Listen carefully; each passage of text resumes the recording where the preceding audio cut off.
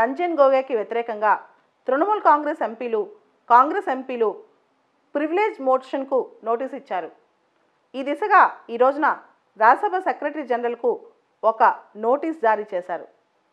అసలు రంజన్ గొగోయ్ చేసిన తప్పేంటి?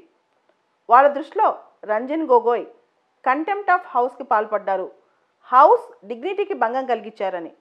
అంటే రాజ్యసభ గౌరవానికి భంగం కలిగించినట్లు, రాజ్యసభను ధిక్కరించినట్టు. Rule number 187 of Rajya Sabha rules కింద ఈ నోటీస్ ఇచ్చారు. ఇదే నోటీస్ లోక్సభ ఇవ్వాలంటే రూల్ నెంబర్ 222 అన్నమాట. అయితే ఈ ప్రివిలేజ్ నోటీస్ ఎందుకు ఇచ్చారు?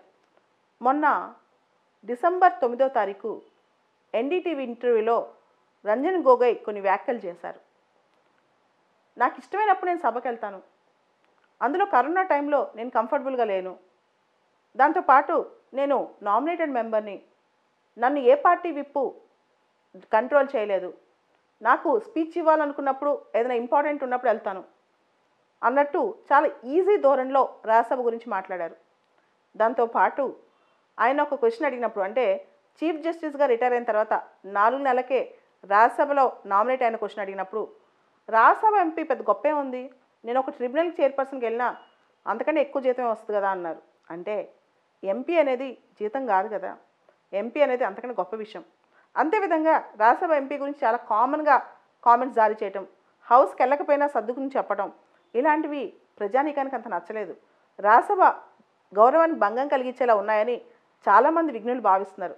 అంతేనే కదా, ఇప్పుడు పొలిటికల్గా ప్రజాభిష్టం మేరకు ఒక వ్యక్తి పైకి రాకుండా కేవలం సుప్రీంకోర్టు చీఫ్ జస్టిస్ అయినంత మాత్రాన ఆయన రాజ్యసభ ఎంపీగా నామినేట్ చేయాల్సిన అవసరం అయితే లేదు. కాబట్టి అలాంటి వాళ్ళు ఇలాంటి వ్యాఖ్యలు చేయడంలో ఎటువంటి తప్పు ఉంది? కమింగ్ బ్యాక్, వీళ్ళందరూ ఇప్పుడు ప్రివిలేజ్ మోషన్కి నోటీస్ ఇచ్చారు. సో నోటీస్ ఇచ్చారు, దాంతోపాటు కొన్ని విషయాలు కూడా డిస్కషన్లోకి వస్తున్నాయి. కోవిడ్-19 సందర్భంగా ఆయనకి సోషల్ డిస్టెన్స్ లేని వల్ల రాజ్యసభలో కొంచెం డిస్కంఫర్ట్ ఫీల్ అయ్యి వెళ్ళట్లేదని కూడా కొంతమంది భావిస్తున్నారనమాట. ఓవరాల్గా ఏదైతే ఉంది, రకరకాల పార్టీల వాళ్ళు, అపోజిషన్ పార్టీ వాళ్ళు పర్టికులర్గా ఎక్కువ మందే ఈ ప్రివిలేజ్ మోషన్ ఉల్లంఘించారని చెప్పి ఒక మోషన్ తీసుకొద్దాం అనుకుంటున్నారు, రాజ్యసభ ప్రివిలేజెస్ను ఉల్లంఘించారని చెప్పి. అయితే ఇక్కడ ఇందాక చెప్పినట్టు రాజ్యసభలో రూల్ నెంబర్ 187 కింద చైర్పర్సన్కి నోటీస్ ఇవ్వచ్చు, లోక్సభలో అయితే స్పీకర్కి ఇవ్వచ్చు. సో ముందుగా ఫస్ట్ లెవెల్లో ప్రివిలేజ్ మోషన్ నోటీస్ను స్క్రూటనైజ్ చేసేది లోక్సభలో అయితే స్పీకరు, రాజ్యసభలో అయితే చైర్పర్సన్ అనమాట. తర్వాత ఈ ప్రివిలేజ్ మోషన్కి సంబంధించి డిస్కషన్కి టైం కూడా ఇవ్వచ్చు అనమాట. సో అవసరమైతే కొన్ని సందర్భాల్లో దీన్ని ప్రివిలేజెస్ కమిటీకి కూడా రిఫర్ చేయొచ్చు. లోక్సభలో స్పీకరు ప్రివిలేజెస్ కమిటీని నామినేట్ చేస్తారు 15 మంది సభ్యులతో. రాజ్యసభలో డిప్యూటీ చైర్మనే దానికి హెడ్గా ఉంటారు ప్రివిలేజెస్ కమిటీకి. సో కొన్ని సందర్భాల్లో ప్రివిలేజ్ మోషన్కి సంబంధించిన అంశాలు ప్రివిలేజ్ కమిటీ కూడా వెళ్తాయి.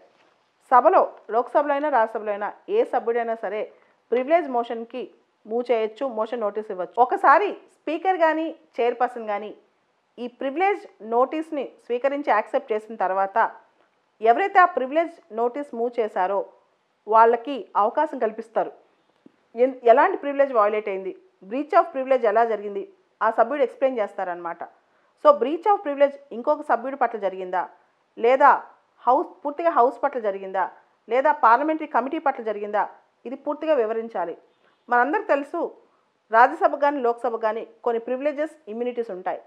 దానిలో వాళ్ళకి వచ్చే సమాచారం కానీ వాళ్ళకి సంబంధించిన డిగ్నిటీ కానీ ఇవేవి తగ్గకూడదన్నమాట. ఇవి ఎక్కడైనా బ్రీచ్ అనేది తెలిస్తే ప్రివిలేజ్ మోషన్ని మూవ్ చేయొచ్చు. మనందరికీ తెలుసు, చాలా సందర్భాల్లో ప్రివిలేజ్ మోషన్ మూవ్ చేస్తూ ఉంటారు. రఫేల్ డీల్లో ఇన్ఫర్మేషన్ తప్పించారని చెప్పి అప్పట్లో ప్రివిలేజ్ మోషన్ మూవ్ చేయాలనుకున్నారు. రీసెంట్గా ఈ 6 నెలల క్రితం కోవిడ్-19 సంబంధించి ఇన్ఫర్మేషన్, ఆక్సిజన్ అవైలబిలిటీకి సంబంధించి ఇన్ఫర్మేషన్ సరిగా ఇవ్వలేదని చెప్పి రాజ్యసభలో హెల్త్ మినిస్టర్ ఆఫ్ స్టేట్ అగెనిస్ట్గా ప్రివిలేజ్ మోషన్ మూవ్ చేశారు. ఇట్లా ప్రివిలేజ్ మోషన్స్ రెగ్యులర్గా మూవ్ చేస్తూనే ఉంటారు. ఒకసారి ప్రివిలేజ్ మోషన్ మూవ్ చేసిన తర్వాత దానికి సంబంధించి లోక్సభలో స్పీకర్ డిస్కషన్ కూడా టైం ఇవ్వచ్చు, ఒక అరగంట, హాఫ్ అన్ అవర్ డిబేట్కి కూడా టైం ఇవ్వచ్చు అనమాట. ఓవరాల్గా ప్రివిలేజ్ మోషన్ అనేది ఒక హక్కు అని చెప్పొచ్చు. సభా మర్యాద కానీ సభలో ఉన్న హక్కులు కానీ భంగం కలిగించకుండా ఈ మోషన్ కొంత డిటరెన్స్గా కూడా వ్యవహరిస్తుంది.